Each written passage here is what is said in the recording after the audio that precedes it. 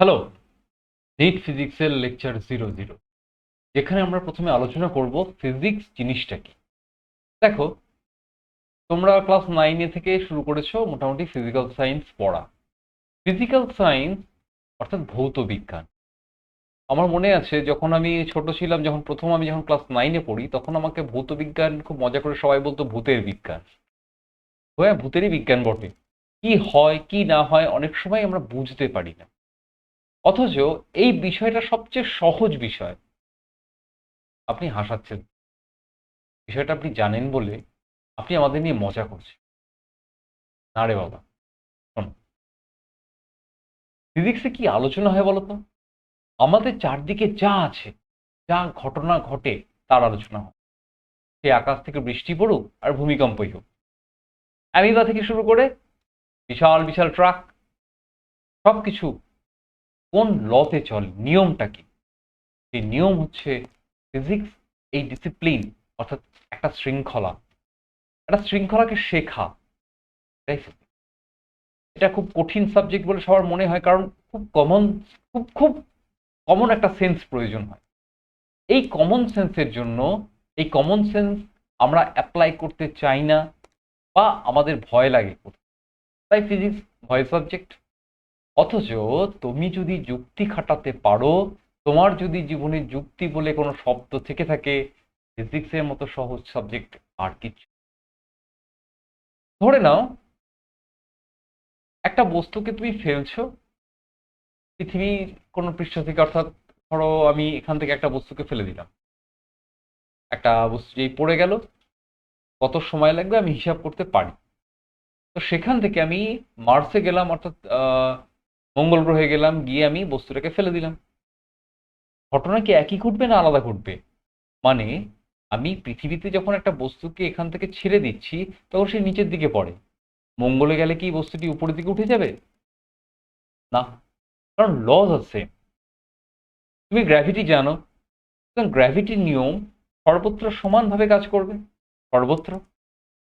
এগুলো আইন, প্রকৃতির আইন, যেগুলো সবাই মানতে বাধ্য। তুমি, আমি, ইলেকট্রনস, প্রোটনস, সূর্য, গ্যালাক্সি, ইউনিভার্স, গোটাটা। তো সেখানে আমরা যা দেখছি সেটাকে আমরা একটা নাম দিই অবজারভেশন। বাট অবজারভেশন কিন্তু শব্দটা যতটা সহজ মনে হয় অতটা সহজ নয়। কারণ অবজারভেশন মানে তুমি কি দেখছো সেটাকে তুমি আনবায়াসডলি দেখছো, অর্থাৎ সেখানে তোমার কোনো লাভ লোকসানের হিসেব থাকে না। আমি কোনো লাভ লোকসানের হিসেব না করে যখন কোনো কিছু দেখছি, শেখার চেষ্টা করছি, তখন সেটাকে অবজারভেশন বলে। সেই অবজারভেশন থেকে আমাদের এই সাবজেক্টটা ফিজিক্স এসেছে, এবং কিছু নিয়মাবলী এসেছে। কঠিন নয়, বরঞ্চ ভীষণই সহজ। কমন সেন্স আমরা ইউজ করলেই ফিজিক্সটা আমাদের কাছে ইজি হয়ে যাবে। তাহলে ফিজিক্সের বেশ কয়েকটা পার্ট আছে, আমি পার্টগুলোকে নোট ডাউন করি। ফার্স্ট টার্ম হচ্ছে অবজারভেশন। অবজারভেশন অবজারভেশন মানে ভালোভাবে দেখা। অবশ্যই কোনো রকম ভাবে বায়াসনেস থাকবে না। কি থাকবে না? বায়াসনেস থাকবে না, অর্থাৎ আমি যে রেজাল্ট চাই এটাই চাই, না সেটা না, কখনোই না। যেটা হবে সেটাই দেখছি। ওকে, এই হচ্ছে অবজারভেশন। এবার নেক্সট যেটা আসে, আমাদের অবজারভেশন বিষয়টা কিসের বলতে পারে? তার আগে একটা স্টেপ আছে, সেটাকে বলা হয় এক্সপেরিমেন্ট। এক্সপেরিমেন্ট সবসময় তো আমরা করতে পারি না। প্রকৃতিতে এক্সপেরিমেন্ট সর্বদা ঘটে চলেছে, সর্বদা। তোমাকে সেই ঘটনাগুলোকে দেখতে হবে, বুঝতে হবে, ব্যাখ্যা করতে হবে।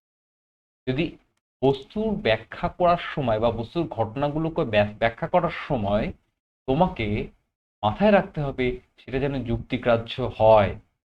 অর্থাৎ আকাশে বিদ্যুৎ চমকাচ্ছে, তুমি এখন বলে দিলে কোনো একজন দেবতা রেগে গেছে, এটা যুক্তি নয়। এটা যুক্তি নয়। তুমি যুক্তি তখন কি দিতে পারো? মেঘে মেঘে ঘর্ষণের ফলে এটা হচ্ছে। আচ্ছা, যে কোনো বস্তুর ঘর্ষণের ক্ষেত্রে কি এটা হয়? করে দেখি আমরা। বিজ্ঞানীরা করে দেখেছেন, হ্যাঁ হয়। তার মানে আমরা শিওর হলাম যে হ্যাঁ, ওখানে মেঘে মেঘে ঘর্ষণ হতে পারে। একটা সিম্পল থট, যেটা তোমরা ছোটবেলায় পড়েছো। এইভাবে ধীরে ধীরে ধীরে ধীরে হাজার বছরের প্রচেষ্টায় আজকের এই ফিজিক্স একটা সাবজেক্ট কোনোভাবে এসে দাঁড়িয়েছে, যেটা ম্যাক্সিমামটা unknown to us even now. এখনো অধিকাংশটুকুই আমাদের জানা নেই।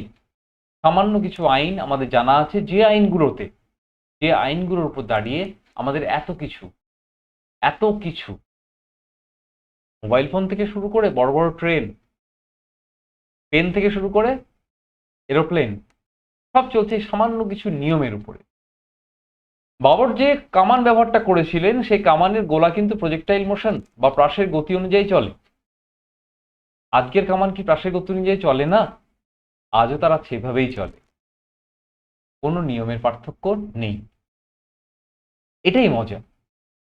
অর্থাৎ এই যে নিয়মটা একই থেকে যায়, বারবার একই ঘটনার জন্য, সেটাই তো ফিজিক্স, লজিক্যাল, তাই? তো আমরা যখন নিট পড়বো, নিটের ফিজিক্সটা আমাদের শিখতে হবে। নিটের ফিজিক্স আমার বেশ কয়েকজন জিজ্ঞেস করেছিল যে স্যার, আমরা তো নিট পেলে তো আমরা ডাক্তারি পড়বো, তো সেখানে ওষুধপত্র এসব নিয়ে কাজ করব, তো কেমিস্ট্রি ঠিক আছে, ফিজিক্স কেন? তার উত্তর একটাই, যখন আলো এসে পাতায় পড়ে তখন ফটোসিনথেসিস হয়, আলোকক্রিয়া, আলোক তড়িৎ ক্রিয়া, তখন সে একই প্রায় ঘটনা ঘটে। অনেক মিল আছে, হ্যাঁ আলাদা অবশ্যই, কিন্তু অনেক মিল আছে। অ্যামিবার যেভাবে চলে, অ্যামিবা ক্ষুদ্রাতি ক্ষুদ্র প্রাণী, তার যে চলন বা তার যে গমন, সেটাও কিন্তু ফিজিক্সের লর বাইরে নয়। স্প্রিং, তোমার যে কোনো মেডিকেল ইনস্ট্রুমেন্টে স্প্রিং থাকতে পারে, তার কার্যনীতি তুমি জানবে কি করে, কিভাবে কাজ করে? ফিজিক্স, বেসিক ফিজিক্স জানতেই হবে। ইঞ্জেকশন সিরিঞ্জ, ইঞ্জেকশনে যে পিস্টনটা থাকে, পিস্টন মানে হচ্ছে সিরিঞ্জ কিন্তু সূঁচটা, বাদ বাকিটা পিস্টন। সেই পিস্টন কিভাবে কাজ করছে, তরলের কাজ, রক্তের সান্দ্রতা বেড়ে গেলে কি হয়, কমে গেলে কি হয়, কি অসুবিধা হতে পারে, এগুলোর সমস্ত উত্তর কিন্তু ফিজিক্স তোমাকে ইজিলি দিয়ে দেবে। অথবা তোমাকে কি করতে হবে, ও মুখস্থ করে যাও, ভালো ডাক্তার হতে পারবে না? পারবে না। কমন সেন্স লাগবে, কমন সেন্স ইউজ করো, ভালো ডাক্তার হতে পারবে, ভালো ছাত্র হতে পারবে, ভালো ফিজিক্স পড়তে পারবে। এবং ফিজিক্স যদি তুমি বুঝে যাও, কেমিস্ট্রি খুব সহজ হয়ে যাবে, বিশ্বাস করো। আমি জানি বায়োলজি খুব সহজ হয়ে যাবে, বিশ্বাস করো। হ্যাঁ হতে পারে বায়োলজিক্যাল টার্মগুলো আমি খুব একটা জানি না, কিন্তু এক্সপ্লানেশন, ডিএনএ স্ট্রাকচার কেন double helix, what is the answer, কি করে পাবো? ফিজিক্স দেবে। রক্তের সান্দ্রতা বেড়ে গেলে কি হবে, কেন ব্লাড ভেসেলের উপর চাপ দেবে, কেন কেন হার্টের পাম্পিংটা এতটা পাওয়ারফুল, প্রতি মুহূর্তে সে পাম্প করে আমাদের শরীরে রক্তকে প্রবাহিত করছে, কিভাবে? লটা কি, তরলের লটা কি, রক্ত তরল, তাই নাকি? ডিএনএ ডাবল হেলিক্স না হয় অন্য কিছু কেন হলো না?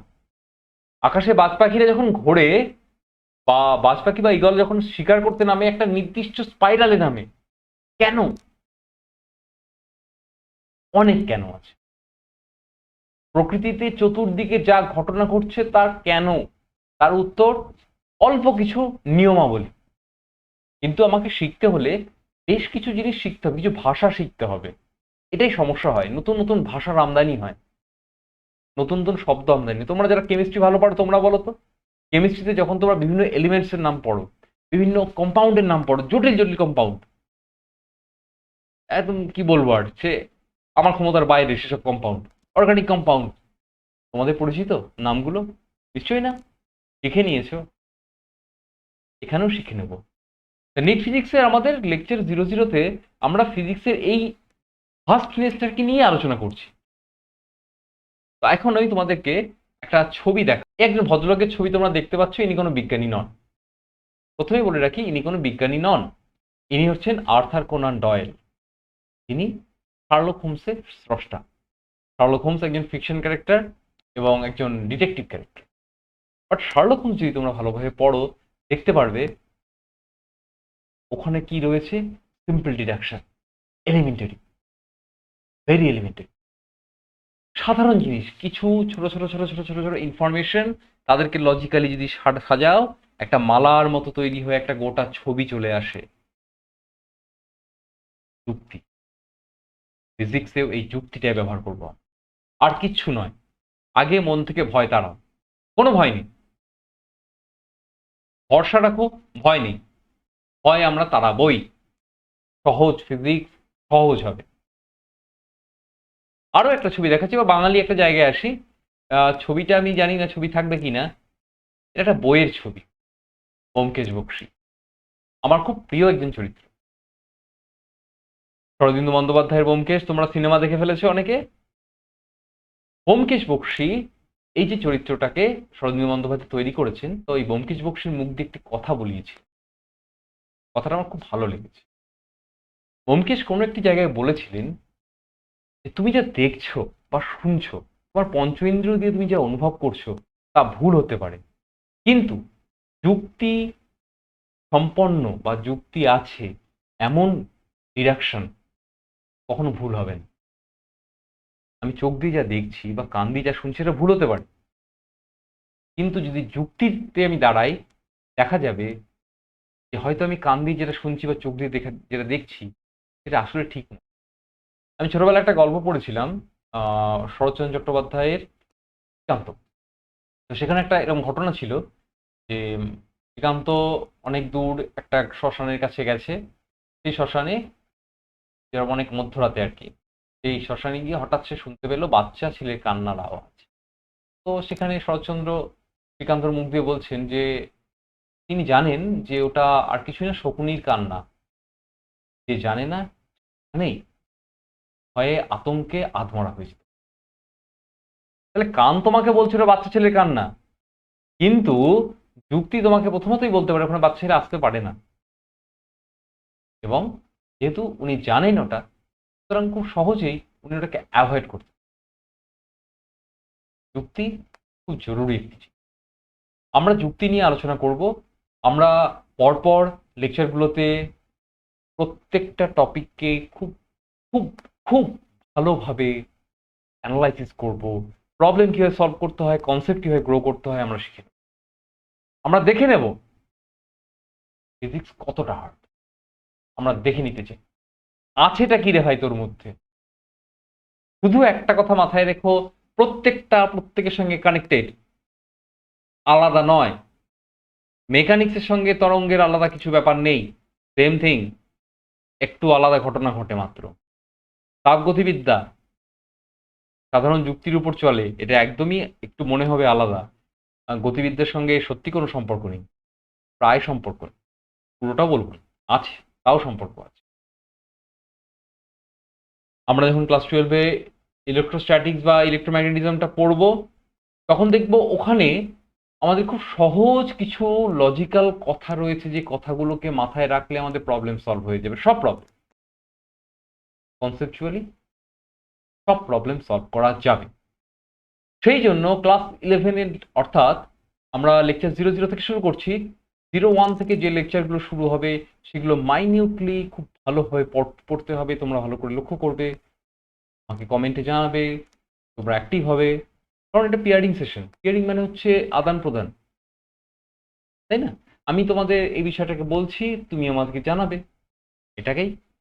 অসুবিধা থাকলে সেটা জানাবে আমাকে। দেখো বাবারা, জীবনটা লড়াইয়ের জন্য, লড়তে হবে, আস্তে আস্তে লড়তে হবে। পারবে তো? আমি জানি তোমরা পারবে, ভরসা আছে। Let's start. নেক্সট ডে আমরা ইউনিট 1 থেকে শুরু করব।